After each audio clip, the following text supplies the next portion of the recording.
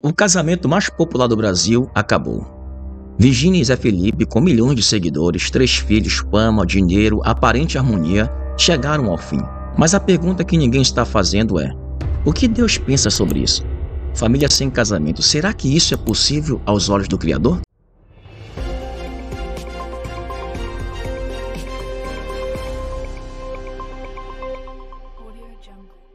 A ilusão do divórcio moderno. Optamos pela honestidade, não por uma vida de aparências, disseram eles. Somos amigos, construímos uma família linda, só não nos beijamos mais. Virgínia e Zé Felipe, influencers com milhões de seguidores nas redes sociais, anunciam o fim do casamento. Juntos sempre e agora de uma maneira diferente. Decidimos que seremos amigos para cuidar do nosso maior bem, nossas bênçãos enviadas por Deus, os nossos 3 filhos. Não estarmos juntos como casal nunca será motivo para não darmos valor a tudo que construímos. Uma família linda. Vivemos isso intensamente. Nos aproximamos, descobrimos a alegria de sermos pais e fomos cúmplices em cada momento. Torcemos um pelo outro e assim seguiremos. Optamos pela honestidade e não por uma vida de aparências, porque estes somos nós. Não julguem e não criem histórias. Somos humanos e estaremos sempre em busca da felicidade plena, a mesma que um dia vivemos. Estamos em paz e prontos para cuidar dos frutos do nosso amor. Maria Alice, Maria Flor e José Leonardo, amamos vocês e tudo o que representam. Que Deus abençoe nossa união e nos dê sabedoria para seguir em frente. Após muitas especulações sobre o fim do casamento, eles vêm a público juntos e fazem alguns esclarecimentos. Bom dia. Estamos aqui depois da... Postamos ontem para vocês que a gente encerrou o nosso ciclo como casal. Mas a gente continua como amigos, não, a gente não é marketing. Zé não vai lançar música, eu não vou lançar produto, não tem nada a ver uma coisa com a outra. A gente só quis acabar da melhor forma possível. Antes de dar alguma briga, sabe? Antes, a gente não quis dar brecha pra um sair odiando o outro, pra um sair brigando com o outro. Até porque foi momentos maravilhosos que a gente viveu junto, foram os melhores momentos da minha vida. A gente construiu uma família, velho. 3 filhos abençoados, lindos, saudáveis, e eu acho que tudo é por eles. Então é melhor a gente deixar assim e ter uma amizade, ter um respeito.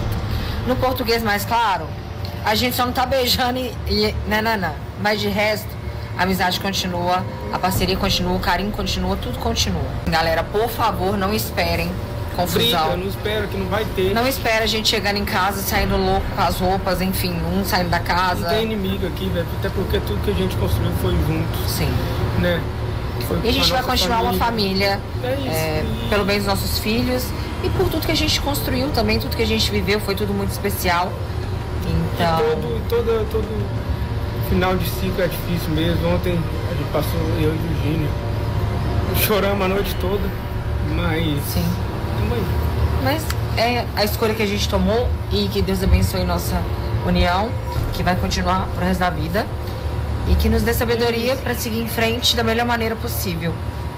E é isso, então. Você pode contar comigo sempre. Você também. E hoje o Josefino tem um show maravilhoso em Coimbra. Estarei lá prestigiando ele. E é isso, acho que toda mudança de ciclo é difícil, mas a gente não pode ser covarde, a gente não pode ter medo. E a gente pede a colaboração de vocês, o respeito e o carinho que vocês sempre tiveram por nós, que continue agora. Eu e o Josefino separados, mas sempre juntos. E futuro a Deus pertence. Amém. Será? Será que isso é tudo que o casamento representa? Beijo e sexo? Quando isso some, então o casamento acabou? Se sim, então nunca houve casamento. A geração do casamento líquido, como Zygmunt Bauman descreveu, agora é a geração do divórcio romântico, onde o fim é celebrado com maturidade fake, com afeto platinado e com Deus usado como acessório de Instagram. Sara Shiva posta um stories e escreve: muitos querem uma família sem o casamento. Uma das mentiras, um dos sofismas mais nocivos que existem se fundamenta nessa proposta de uma família sem o casamento. não é? Então as pessoas querem uma família, mas sem casa. O problema é que quando você tira o casamento da família, então você está tirando o exercício da lealdade, da fidelidade, da confiança, do compromisso, do altruísmo, da aliança. Ou seja, essas virtudes que nos conectam com uma vida madura, não é? Essas virtudes que, quando exercitadas, nos fazem participantes da natureza divina e que garantem realmente o crescimento saudável de uma sociedade, não é? O que a Bíblia realmente diz sobre o casamento? Vamos ao que importa. Deus criou o casamento, ele foi o primeiro celebrante. Em Gênesis capítulo 2, versículo 24, diz: "Por isso deixa o homem pai e mãe e se une à sua mulher, tornando-se os dois uma só carne." Isso não é apenas poesia, isso é aliança espiritual, física e emocional. Jesus, em Mateus capítulo 19, versículo 6, reforça: "Assim eles já não são dois, mas sim uma só carne. Portanto, o que Deus uniu, ninguém o separe." Ninguém, nem a própria vontade humana, nem o conselho dos coaches emocionais, nem um script de redes sociais. Sarah Shiva, neste tempo em que o divórcio é quase romantizado e está cada vez mais comum, sempre faz questão de frisar em suas ministrações que o casamento, segundo a Bíblia, é até o fim. Ela expõe os motivos que justificam um divórcio segundo a Bíblia. Presta atenção, verso 5. "Então, por essa causa, o homem vai deixar seu pai e sua mãe," agora ele já é um adulto, não é mais menininho, bebezão da mamãe.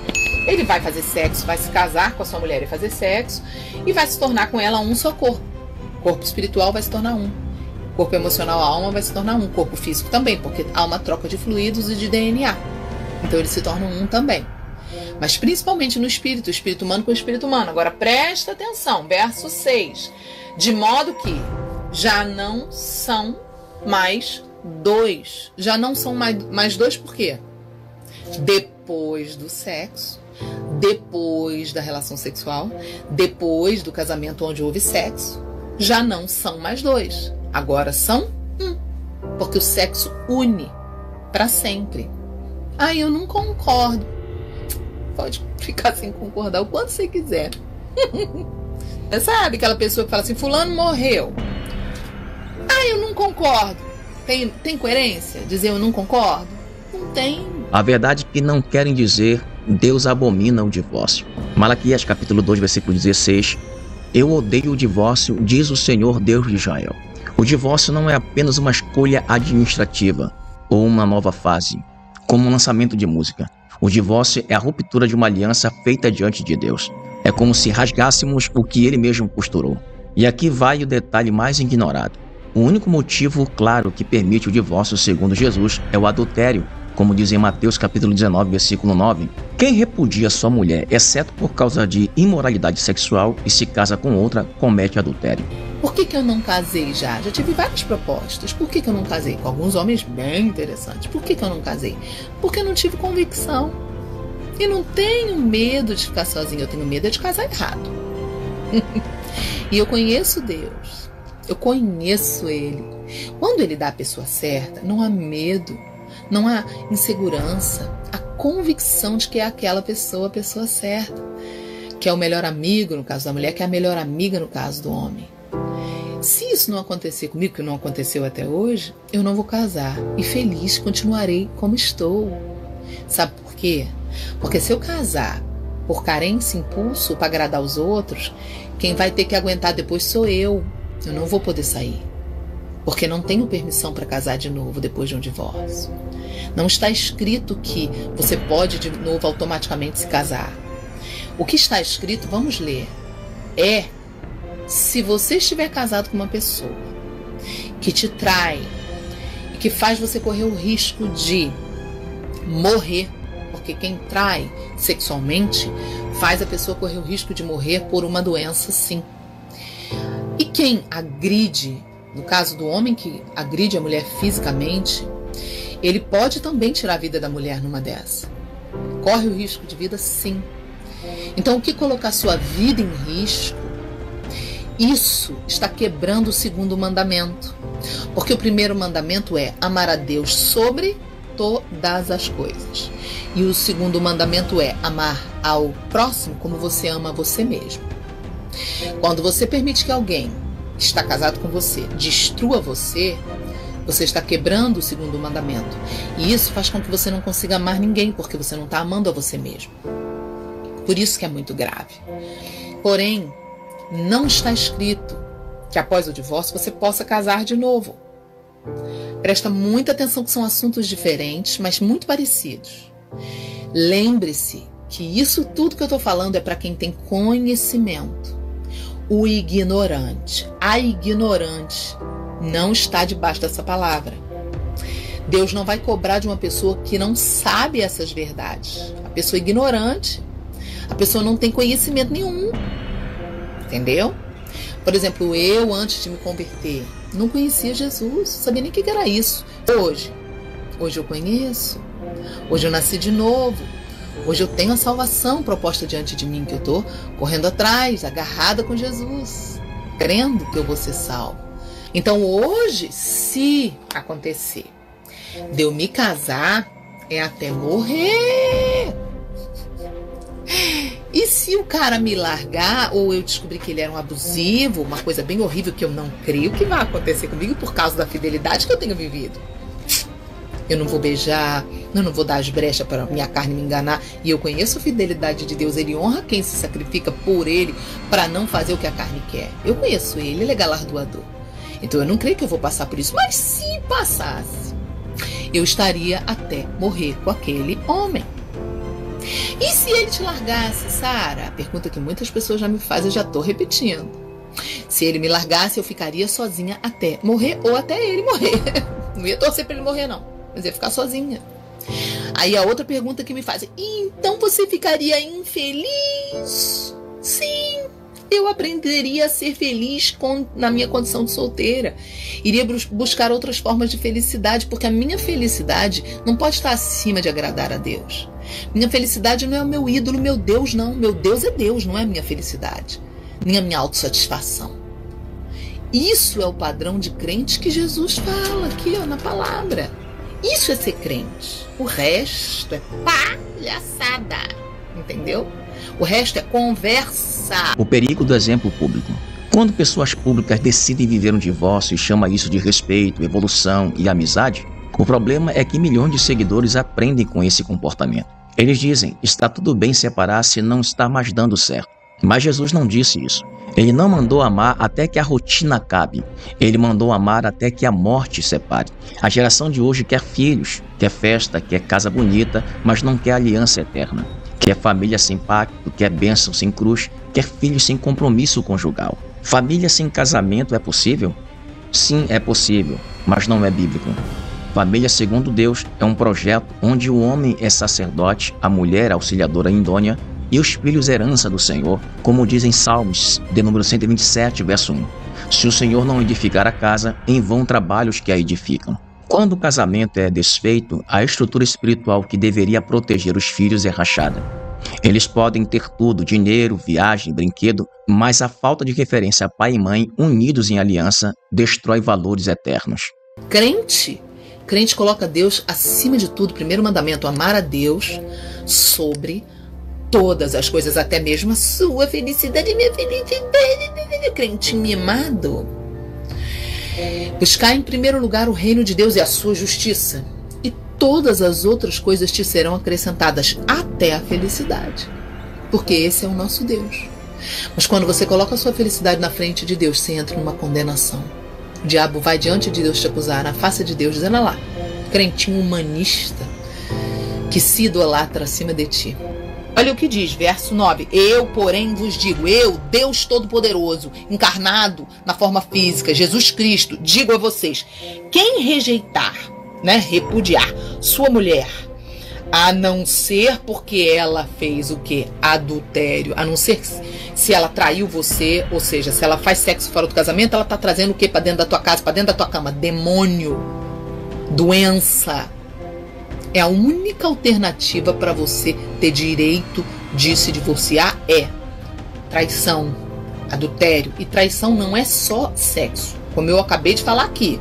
O marido que agride, coloca a vida da mulher em risco, também é um tipo de adultério. Então existem casos onde é permitido biblicamente. Deus permite é diferente de Deus gosta. Deus permite quando você não é capaz de perdoar e restaurar o seu casamento. Por quê? Porque Deus não quer que você viva com uma pessoa que traga demônios para dentro da tua casa e que você tenha ódio dessa pessoa. Deus não quer isso. Deus permite, porque se ele vê que a pessoa é adúltero, ele permite que você viva sem receber demônio de uma relação sexual extraconjugal. Então ele não te obriga a ser contaminado pelo sexo ilícito da outra pessoa. Então ele permite. Mas se a outra pessoa te pedir perdão e mudar de coração e falar, eu quero lutar pelo nosso casamento, Deus se agrada mais de você lutar para perdoar e para restaurar do que de você divorciar. A diferença entre permissão e vontade de Deus. Deus permite divórcios em casos específicos, como adultério e risco de vida. Mas isso não é a vontade dele. A vontade dele é reconciliação, perdão e restauração. Deus nos deu um ministério de reconciliação, como diz em 2 Coríntios capítulo 5, versículo 18. Perdoar dói, restaurar exige esforço, mas agradar a Deus é mais importante do que agradar ao ego. O exemplo de Virgílias é Filipe, construção ou ilusão. Continuaremos amigos, eles dizem, mas amigos não criam filhos como pai e mãe. Amigos não selam aliança com sangue, suor e lágrimas. Amigos não são só um corpo. O casamento bíblico não é baseado no sentimento, mas na decisão. Jesus morreu por uma noiva infiel e ainda assim a chamou de amada. Você perguntar o que agrada o coração de Deus? Um divórcio ou uma reconciliação, uma restauração de um casamento? O que vocês acham? Eu preciso responder isso? Óbvio que não, né? Qualquer um aqui que conhecer um pouquinho o Senhor sabe. A vontade de Deus jamais vai ser destruir uma família. Mas existem casos que o homem não se arrepende. É safada, é pilantra, é canalha. Mas existem casos que a mulher não se arrepende. É safada, não vale nada. E aí, Deus permite que você se divorcie? Sim. Agora, enfiar no meio disso um novo casamento consecutivo junto é um pecado maior. Por quê? Porque se você casou a primeira vez com a pessoa errada, você casou em rebeldia, porque Deus tentou te avisar, porque Deus sempre tenta avisar e você não quis ouvir, por algum motivo você não quis ouvir. Se eu sentar com você por 15 minutos, eu passo uma sabatina e descubro. Por quê? Eu faço as perguntas certas e descubro aonde foi que você errou, onde foi que você foi rebelde. Eu, Sara Chico. Se você sai de um casamento divorciada, e já começa a pensar em outro, você está em rebeldia do mesmo jeito que você casou no primeiro, você vai entrar de novo numa outra roubada. Se você se divorciou fora dos critérios bíblicos e está vivendo como se nada tivesse acontecido, Deus ainda te ama, mas Ele quer arrependimento. Ele não condena a ignorância. Atos capítulo 17, versículo 30 diz: mas Deus, não levando em conta os tempos da ignorância, manda agora que todos os homens, em todo lugar, se arrependam. Escute, eu não quero que você entre debaixo de condenação. Se você era uma pessoa ignorante até agora, enquanto eu estou lendo, Deus não leva em conta, não leva o tempo da tua ignorância. Até agora você não sabia, até agora, até aqui, Deus não levou em conta o que você fez e o que você errou, tudo que você fez de errado, Deus não levou em conta. Mas agora daqui para frente, que você já sabe, agora você não tem mais essa colher de chá de errar, porque agora Deus sabe que você sabe. Eu sei, então eu não tenho a chance de errar, entendeu? Igreja, acorda. Influenciadores estão educando nossos filhos mais do que pastores e pais. Se a igreja não se posicionar com firmeza, a cultura do divórcio será normalizada como autocuidado. Casamento é guerra espiritual, é renúncia, é sacrifício, mas é também reflexo do amor de Cristo pela igreja. Efésios capítulo 5, versículo 25. Maridos, amem suas mulheres, como Cristo amou a igreja e se entregou por ela. E uma coisa é você ter um divórcio e um novo casamento, isso é uma coisa. Outra coisa é você estar casado pela terceira ou pela quarta vez. Significa que você é um rebelde recorrente, e isso é gravíssimo diante do mundo espiritual. Mas Sara, eu fiz isso. Vamos supor que alguém aqui me manda essa pergunta. Eu fiz isso sem conhecer a verdade, eu não sabia, estou sabendo hoje. Então a partir de hoje você se arrependa e mude. Nunca mais faça. Nunca mais faça. Entenderam? Entenderam que são assuntos diferentes que andam todos juntos, um do lado do outro. Então é difícil a gente conseguir explicar isso, porque não é um assunto tão simples de se explicar, é complexo. Mas existem princípios claros na Bíblia para falar sobre isso. Você pode escolher seguir o evangelho do Instagram, que muda conforme a tendência, ou o evangelho eterno, que transforma e salva almas. Casamento não é brinquedo, divórcio não é fase, E filhos não são justificativa para desobedecer a Deus. Se você está em crise no casamento, lute. Se você quer se divorciar, pergunte primeiro: Deus permitiria isso ou você está apenas cansado? Porque no fim, a única aprovação que importa não vem dos seguidores, vem do céu.